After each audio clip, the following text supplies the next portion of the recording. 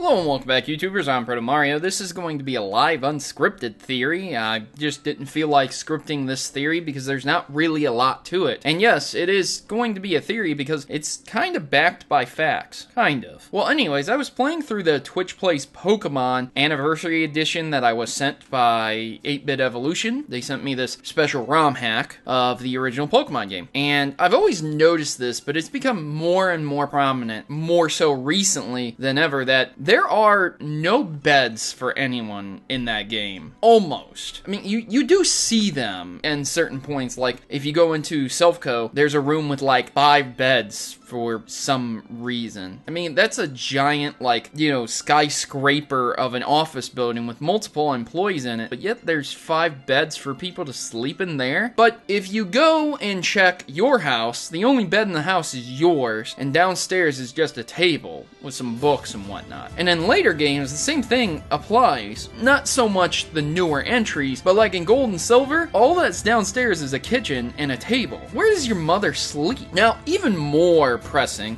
that could be written off as, oh, well, they weren't really thinking about it at the time. Okay, I get that. No problem, right? But there's more pressing issues. For example, when you start the game of Red, Blue, or Yellow, you start in Pallet Town. Now, you'll notice that your house is 2 stories. You can see a top with windows and a bottom with a door. But so is Blue's, or Gary's, or whatever you decide to name your rival. His house is 2 stories as well. But if you go in there, he supposedly lives there with his sister. Now, Professor Oak also lives in that town. 2 other people live in that town, along with you, your mother, and 3 of Professor Oak's aides. Where the hell do they sleep? Where the hell do they have their own rooms? Do they even live anywhere? What the hell is going on, really? I'm honestly, legitly curious because I have no freaking idea. Think about that. For those other 2 individuals that walk around outside, you could assume that they might live together. Okay, that's a minimum of 1 extra house needed. Now, for Professor Oak's 3 aides there, his aides, quote unquote,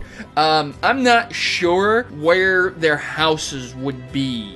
Let's just assume they all live separately. That's a grand total of 4 extra houses needed, on top of your rival's room, your rival's sister's room, and Oak's room. Because if you go into your rival's house, there's literally nothing but 1 floor, bookshelves, and a table.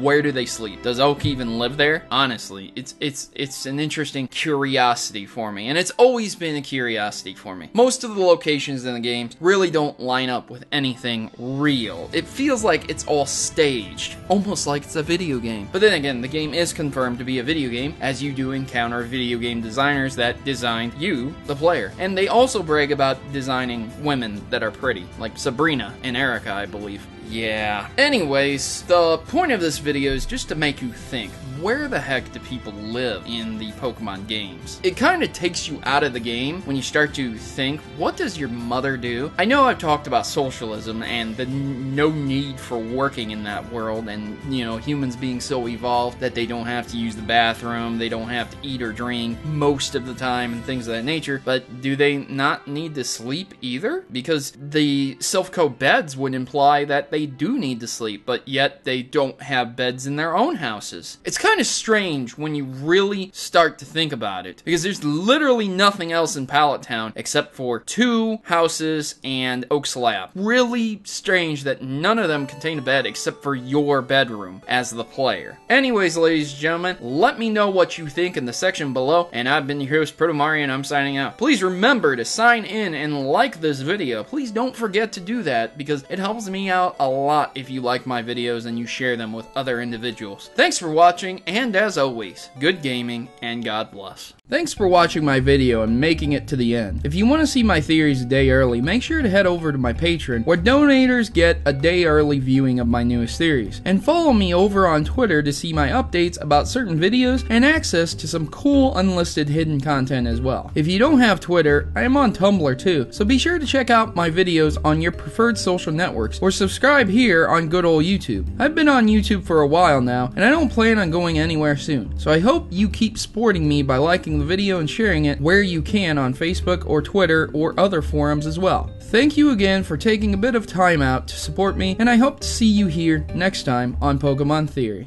Please note that in all my videos, if I use images from Google, that I do not own any of those images, and all images obtained from Google are owned by their respective owners and copyrights. So please remember this when watching my Pokemon theories. Thanks.